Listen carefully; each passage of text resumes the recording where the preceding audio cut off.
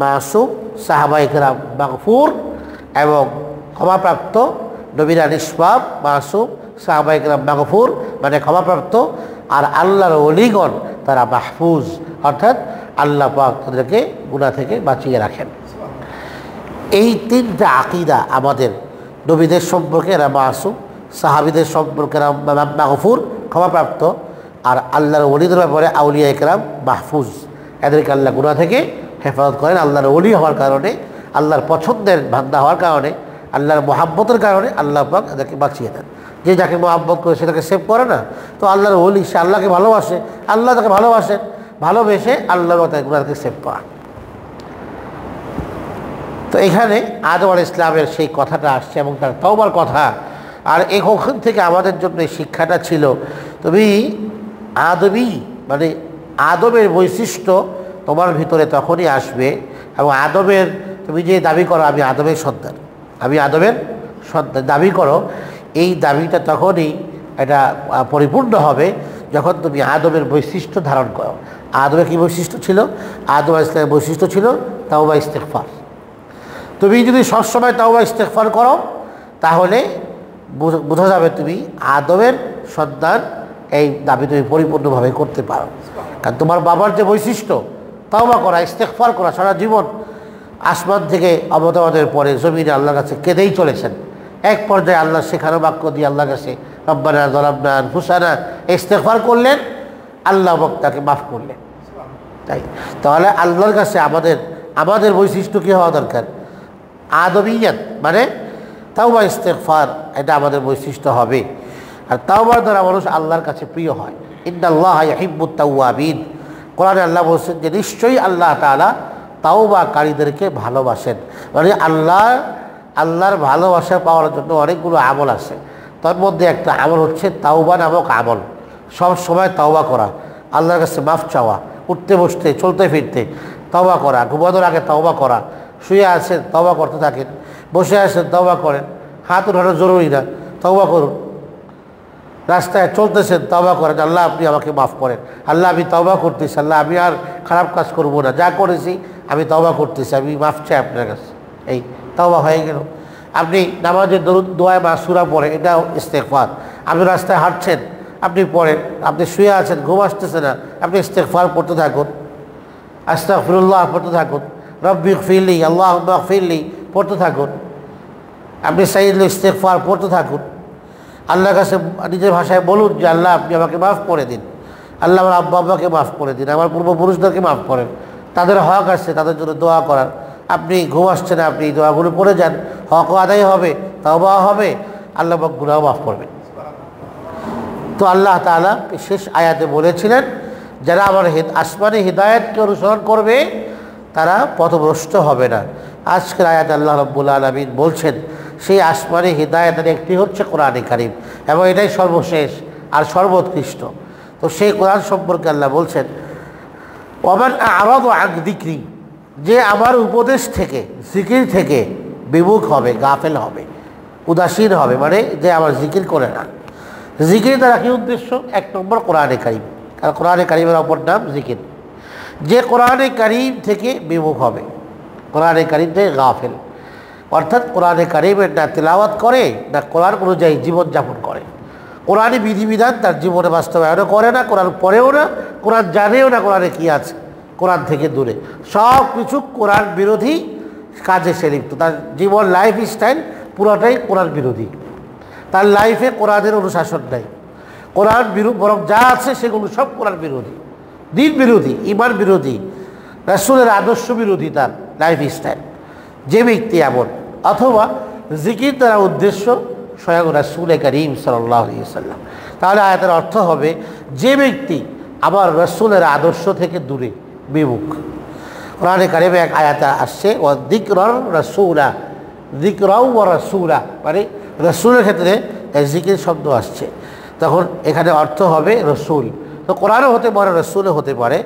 একসাথে এই আয়াতের এই অংশের উদ্দেশ্য হবে যে বান্দা আমার কোরআন এবং আমার রসুল থেকে বিমুখ হবে, কোরআনের আহকাম থেকে, তিলাওয়াত থেকে, কোরআনের হক আদায় থেকে, আর আমার নবীর জীবন আদর্শ গ্রহণ না করে যে তার বিপরীত চলবে, তার কি শাস্তি হবে। তো আগে যেহেতু আসমানি হিদায়তের কথা আসছে, এই জন্য আসমানি হিদায়তের সর্বোৎকৃষ্ট লেটেস্ট যেটা কোরআনে কারীম, তার বর্ণনা করতেছেন। এই হলো আগের আয়াতের সাথে এর সম্পর্ক। ফাইন্না লাহু মাঈশাতান দাঙ্কা, যে কোরআন বিমুখ বা রসুল বিমুখ যার জীবন, তার জীবন জীবিকাকে আল্লাহ পাক সংকটময় করে দিবেন। ফাইন্না লাহু মাঈশাতান দাঙ্কা, তার জীবন জীবিকাকে আল্লাহ পাক সংকটময় করে দিবেন। ওয়া নাহশুরুহু ইয়াওমাল কিয়ামাতি আ'মা, আল্লাহ বলেন আর তাকে আমি উপস্থিত করব কিয়ামতের দিন অন্ধ করে, চোখ অন্ধ করে তাকে আমি কিয়ামতের দিন উপস্থিত করব ময়দানে মাহশারে। তো এই আয়াতে কারিমাতে আল্লাহ রাব্বুল আলামিন বললেন, যারা আমার রসুলের আদর্শ থেকে দূরে, কোরআন থেকে, আমার কোরআনে কারীম থেকে দূরে, কালামে পাক থেকে, তাদের জীবনকে আমি সংকটময় করে দিব। এখানে একটি প্রশ্ন আসে যে এই সংকট যদি কাফেরদের ক্ষেত্রে হয়, তো এরকম সংকট তো আমরা মুসলমানদের ক্ষেত্রেও দেখতে পাই। দারিদ্রতার কষাঘাতে জর্জরিত, জীবন জীবিকা সংকট, সংকীর্ণ অবস্থা ভালো নয়।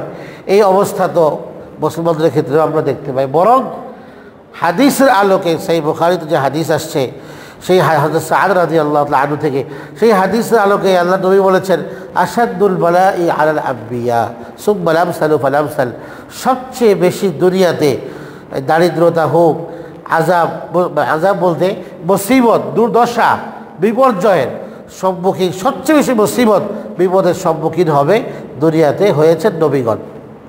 তো তারা তো কোরআন বিমুখ না, তো তাদের উপরে এত শাস্তি কেন? তাদের বাহ্যিকভাবে তাদের উপরে এত চড়াও উতরাই কেন? তাদের জীবনের উপরে এত মুসিবত কেন?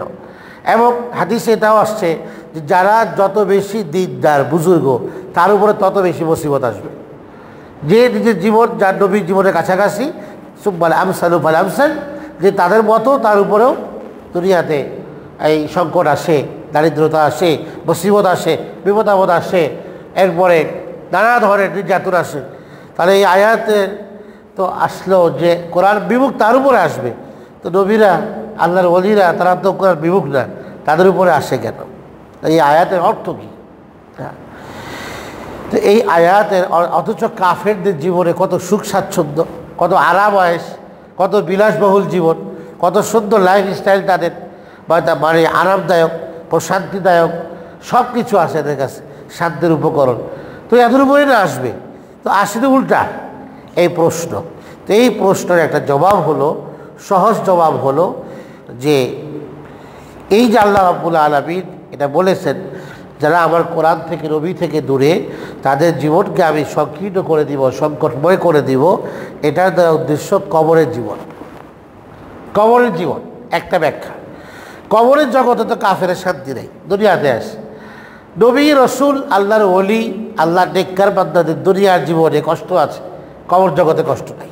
লা খাউফুন আলাইহিম, দুপুরে বলেছি জুমাতে, লা খাউফুন আলাইহিম ওয়া লা হুম ইয়াহজানুন, তাদের কোনো ভয়ও নেই, চিন্তাও নেই আল্লাহর ওলিদের। তো কবর জগৎ উদ্দেশ্য এখানে। কবর জগতে নেককারদের কোনো কষ্ট নেই, আরাম আর আরাম, শান্তি আর প্রশান্তি। তাহলে আয়াতের উপর কোনো প্রশ্ন আসে না। আচ্ছা, তো হাদিসের মধ্যেও আসছে, একটি হাদিসের মধ্যে, এবং আল্লাহর নবী স্বয়ং এই আয়াতের ব্যাখ্যায় বলেছেন এখানে কবর জগৎ উদ্দেশ্য, কবরের আযাব উদ্দেশ্য। এবং একটি হাদিস মুসনাদুল বাজ্জার হাদিসের কিতাব, সেই কিতাবে সহিহ সনদে হযরতে সাইয়্যিদুনা আবু হুরায়রা রাদিয়াল্লাহু তাআলা আনহু থেকে বর্ণিত হাদিস, আল্লাহর নবী বলেছেন, যে ব্যক্তি কবরে গিয়ে 3টি প্রশ্নের জবাব দিতে পারবে না, কাফের পারবে না, সে বলবে হা হা লা আদরি, হায় আমি তো জানি না কিছু। যখন এগুলো সে অ্যান্সার করতে পারবে না, উত্তর দিতে পারবে না, তখন হাদিস আসছে আল্লাহর নবী বলেন কবর তাকে এক পাশ থেকে আরেক পাশে এতটা সংকীর্ণ হয়ে যাবে, কবর এতটা সংকীর্ণ হবে, এক পাশের হাড্ডি আরেক পাশ দিয়ে বেরিয়ে যাবে, কটমট করবে, হাড্ডি ভেঙে যাবে। তাহলে এই যে আয়াতে যে আল্লাহ পাক বললেন তার জীবনকে আমি সংকটময় এবং সংকীর্ণ করে দিব, তার কবরের জীবনকে আল্লাহ এমন সংকীর্ণ করবেন, একদিকের হাড্ডি আরেকদিক থেকে বেরিয়ে যাবে। এটাও হাদিসে আসছে, এটা কাফেরদের ক্ষেত্রে এই ঘটনা ঘটবে। তাহলে আয়াতের উপর কোনো প্রশ্ন আসে না। হযরত সাঈদ ইবনে জুবাইর রাহিমাহুল্লাহ তাবেঈ যে বলেছেন, এইখানে মাঈশাতান দঙ্কা দ্বারা উদ্দেশ্য হলো আত্মিক প্রশান্তি। আত্মিক প্রশান্তি বা কানাআত, অল্প তুষ্টির যে গুণ বৈশিষ্ট্য, এটা অন্তর থেকে উঠে যাবে। সে আল্লাহর জিকির থেকে গাফেল, এর অর্থ হলো তার অন্তরে অল্পে তুষ্টির গুণ থাকবে না, ফলে তার চাহিদার শেষ নেই, আরও চাই আরও চাই, এই মনোভাব তার ভেতরে। তো হাদিস আসছে লা ইয়ামলা উফাহু ইল্লা তুরাব, এই ব্যক্তির চাহিদার শেষ নেই, একমাত্র কবরের মাটি যখন তার মুখে পড়বে তখন তার চাহিদা বন্ধ হবে, এর আগ পর্যন্ত চাহিদা বন্ধ হবে। যখন মানুষের দিল থেকে অল্পে তুষ্টির গুণ চলে যায়, আল্লাহ যা দিয়েছেন তাতেই সন্তুষ্ট, এটা যখন উঠে যায় তখন মানুষের জীবনে লোভ আসে, লোভ তৈরি হয় অন্তরে, অন্তর লোভী হয়, আর সম্পদকে আরও বাড়ানোর ফিকির, আর যেগুলো আছে এগুলোর ব্যাপারে একটা সংখ্যার মধ্যে থাকে, কে কোন দিক থেকে মুসিবত আসতে পারে, কোন দিক থেকে ক্ষতি হতে পারে, দোকানটা শেষ হয়ে যেতে পারে, আগুন লাগতে পারে, নানা পেরেশানি তার। এই হলো মাঈশাতান দঙ্কা, সংকীর্ণ করে দিব জীবনকে আমি, এর অর্থ হলো নানাবিধ পেরেশানি তার, সম্পদকে হেফাজত করার পেরেশানি, আর একদিক থেকে সম্পদ বাড়ানোর ফিকির, যে আরও সম্পদ করতে হবে, আমাকে আরও বাড়াইতে হবে, যা আছে যথেষ্ট না, আরও বাড়াইতে হবে। এভাবে অন্তর থেকে কানাআত, যা হাদিসে আসছে কদ আফলাহা মান রুজিকা কাফাফান, ওই ব্যক্তি নিশ্চিত সফল। আল্লাহ নবী বলেন, যাকে আল্লাহ পরিমিত রিজিক দান করেছেন আর তা নিয়ে সে সন্তুষ্ট, এ ব্যক্তি সফল। এ ব্যক্তির জীবনে লোভও আসবে না, এ ব্যক্তির লোভীও হবে না। মানুষ লোভের কারণে পাপের পথে পা বাড়ায়, হারাম উপার্জনের পিচ্ছিল পথে পা বাড়িয়ে দেয় যখন তার ভিতরে লোভ কাজ করে। অর্থ লোভ মানুষের দিন ও ঈমানকে এতটাই ক্ষতিগ্রস্ত করে, পদের লোভ, অর্থ লোভ, ক্ষমতার লোভ, যে একটি বকরির পালে যদি নেকড়ে বাঘকে ছেড়ে দেওয়া হয় ক্ষুধার্ত, যে পরিমাণে এই বাঘ এই পালকে নষ্ট করবে, ক্ষতবিক্ষত করবে, তার চেয়েও বেশি মানুষের লোভ মানুষের দিন ও ঈমানকে ক্ষতিগ্রস্ত করে। তো বকরির পাল কি পরিমাণ ক্ষতিগ্রস্ত হবে চিন্তাই করা যায় না। যদি ক্ষুধার্ত দুটি বাঘকে ছেড়ে দেওয়া হয়, কি পরিমাণ ক্ষতিগ্রস্ত করবে সেই বকরির পুরা পালটাকে। তার চেয়েও বেশি ক্ষতিগ্রস্ত হয় মানুষ তার লোভের কারণে, তার ঈমান নষ্ট হয়, তার দিন নষ্ট হয়, তার আল্লাহ এবং রাসূলের সম্পর্ক ছিন্ন হয় লোভের কারণে। যদি কানাআত না থাকে, অল্প তুষ্টির গুণ না থাকে, আল্লাহর যা দিয়েছেন তাতে সন্তুষ্টি না থাকে, তাহলে দিলে লোভ আসবে। আর লোভ আসলে এরপরে তাকে পাপের পিচ্ছিল পথে পা বাড়াবে, লোভী হবে, হারাম উপায়ে মাল ইনকাম করবে, আর এই আরও মাল বাড়াইতেই হবে আমাকে। দুনিয়ার প্রতি আসক্তি আসবে অন্তরে, যে কানাআত অন্তর থেকে দূরে চলে যায়। যে অন্তর কানাআত শূন্য হয়, অল্পে তুষ্টির গুণ শূন্য হয়, তখন মানুষের কাছে আরামের উপকরণ সব থাকবে, কিন্তু রাতে ঘুম আসে না, রাতে সম্পদের চিন্তায় ঘুম আসে না। সম্পদের কীভাবে পাহারা দিবে, কে কোন দিক থেকে আসতেছে, সারাদিন চক্কর দিতেছে সম্পদ, সকাল থেকে সন্ধ্যা পর্যন্ত, রাত পর্যন্ত তার নেশা, টাকা কামানোর নেশা। তার টাকা কামানোর নেশায় এতটা বুধ হয়ে গেছে, সকালে ঘুম থেকে উঠে বেরো হয় ঘর থেকে, সারা রাত পর্যন্ত তার শুধু টাকা কামানোর নেশা, এতটাই সে বুধ হয়ে থাকে। আর কোনো চিন্তা নেই, আমার টাকা কামাইতে হবে, সম্পদের পাহাড় গড়তে হবে। এই জন্য সে চক্কর দেয়, কোথাও মিথ্যা বলতে হলে মিথ্যা বলে, কোথাও মিথ্যা শুনতে হলে মিথ্যা শোনে, কোথাও ঘুষ দিতে হলে ঘুষ দেয়, সবটা করে, কোথাও সুদ দিতে হলে সুদ দেয়, লোনে টাকা বের করে ব্যাংক থেকে, আমাকে সম্পদের পাহাড় গড়তে হবে। এই জন্য যদি আমার লোন নেওয়ার প্রয়োজন হয় ইন্টারেস্ট সহ, তারপরে আমি লোন দিব, এরপরেও আমাকে বড়লোক হতে হবে। এই যে নেশা, এই নেশা যখন আসে মানুষের ভেতরে, তখন মানুষ আল্লাহ এবং রাসূল থেকে দূরে চলে যায়। এর ফলে তার অন্তরে প্রশান্তি, আত্মিক যে প্রশান্তি, এটা নষ্ট হয়। আয়াতে কারিমাতে আল্লাহ রাব্বুল আলামিন এই কথাটাই বলতেছে, আরামের সব আছে, ঘরে এসি আছে, ঠান্ডা প্রচণ্ড গরমে, এরপরে সুন্দর বিছানা আছে, আরামদায়ক বিছানা, কিন্তু ঘুম আসছে না, ওষুধ খেয়ে ঘুমাইতে হয়, ঘুম আসে না। যখন ঘুম আসে না, রাত 2-3টা বাজে, এপাশ ওপাশ করছে, ব্যালকনিতে গিয়ে দাঁড়ায়। ঘুম যেহেতু আসে না, ব্যালকনিতে গিয়ে দাঁড়িয়ে থাকি বা বসে থাকি, বাইরের অবস্থা দেখি, কি অবস্থা বাহিরে। তো দেখে তার বাসার নিচে তার সুরম্য অট্টালিকা, প্রাসাদ, রাজমহল। এই রাজমহলের নিচে দেখে গেটের সামনে একটা লোক ভ্যানের উপরে মাথার নিচে একটা ইট দিয়ে নাক টেনে ঘুমাচ্ছে। তার কোনো হুঁশই নেই, এভাবে ঘুমাচ্ছে সে নাক টেনে। দুনিয়ার জগতের সমস্ত আরাম মনে হয়, উপলব্ধি হয় যে এই লোকটাকে আল্লাহ আমাকে দিয়ে দিয়েছেন, যা আমাকে দেন নেই। সব আত্মিক প্রশান্তি মনে হয় এই ভ্যানওয়ালার, রিক্সাওয়ালার। রিক্সার ছোট্ট ছিটের মধ্যেই সে কাচুমাচু হয়ে এমনভাবে ঘুম যায় যে রাজ্যের ঘুম তার চোখে। এইভাবে সে ঘুমাচ্ছে, অথচ আমার চোখে ঘুম নাই, আমার চোখে ঘুম উড়ে গেছে। এটা হচ্ছে আত্মিক প্রশান্তি, কালবি সুকুন বলা হয় এটাকে, আত্মিক প্রশান্তি। এটা আল্লাহ পাক আরামের উপকরণ থাকে ঠিক, কিন্তু আরাম তো আল্লাহর নিয়ামত। আরাম আল্লাহর নিয়ামত। আরামের উপকরণ আমি টাকা দিয়ে সম্পদ দিয়ে কিনতে পারি, কিন্তু এগুলোর মধ্যে যে আরাম থাকবে তো আল্লাহ দিবেন। তো যে আল্লাহর থেকে বিমুখ তাকে আল্লাহ পাক আরাম থেকে বঞ্চিত করেন।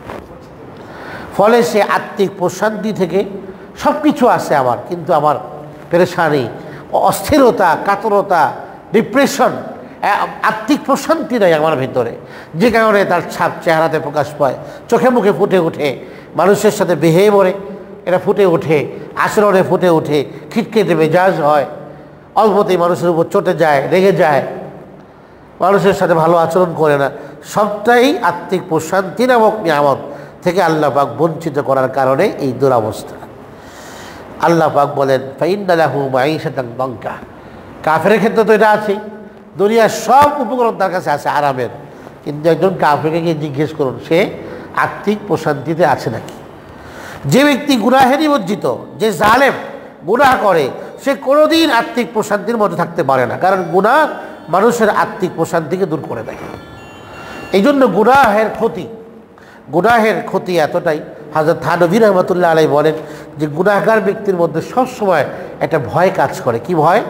যে যার সাথে গুনাহ করে, এটা একটা হচ্ছে গুনাহ গোপনে করে, একটা হচ্ছে কারোর সাথে সম্পৃক্ত হয়ে গুনাহ করে। মানুষ যদি গোপনে গুনাহ করে তো সবসময় ভয় থাকে যদি মানুষ জেনে যায়, একটা অস্থিরতা তার ভেতরে কাজ করে। এটা হলো মাঈশাতান দানকা, যে গুনাহ করবে তার জন্য নগদ শাস্তি দুনিয়াতে। না জানি মানুষ জেনে যায় কিনা, মানুষ জানলে তো আমি লাঞ্ছিত হব। বহু গুনাহ এমন আছে না যে মানুষ এটাকে হাইড করে, গোপন করে, হাইড করে চলে। এটা যদি মানুষ জানে তাহলে আমার সব সুনাম সম্মান মানুষ যা দেয় থুতু মারবে বলে, লজ্জা পাবো, লজ্জিত হব, অপদস্থ হব। আরেকটা যদি কোনো ব্যক্তির সাথে গুনাহ করে তখন ভয়ে থাকে যদি সে বলে দেয়, ফলে তো তার লোকেরা আমার থেকে প্রতিশোধ দেবে।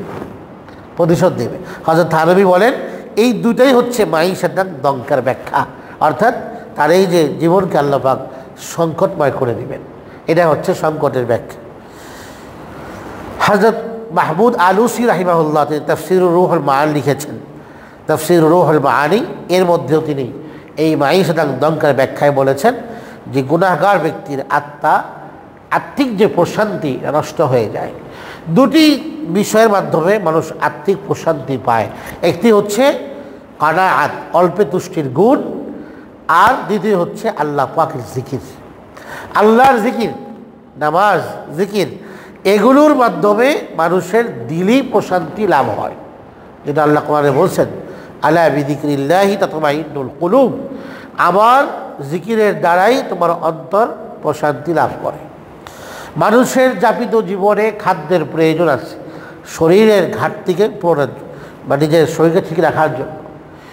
তো না খেলে শরীরের মধ্যে দুর্বলতা আসে, শারীরিকভাবে সে দুর্বল হয়ে পড়ে, নিস্তেজ হয়ে পড়ে। তো সেই যে নিস্তেজ অবস্থা সেটাকে কাটিয়ে ওঠার জন্য তার খাদ্যের প্রয়োজন হয়। ঠিক তেমনিভাবে আমাদের ভেতরে যে একটা আত্মা বা রূহ আছে, আর যাকে আমরা আত্মা বলি বা কলব বলি, রূহ, এরও একটা খাদ্য আছে। এর খাদ্যটা দেখা যায় না, এর খাদ্যটা হচ্ছে আল্লাহ পাকের জিকির। রুহের খাদ্য হচ্ছে জিকিরুল্লাহ, আল্লাহর জিকির, আল্লাহর স্মরণ। এটার দ্বারা রুহের খাদ্য, যে যত বেশি জিকির করে সে তত বেশি তার রুহ, আত্মা এটা স্ট্রং থাকে, সতেজ থাকে। ফলে ফেরেশতা সুলভ বৈশিষ্ট্য তার ভেতরে প্রবল থাকে।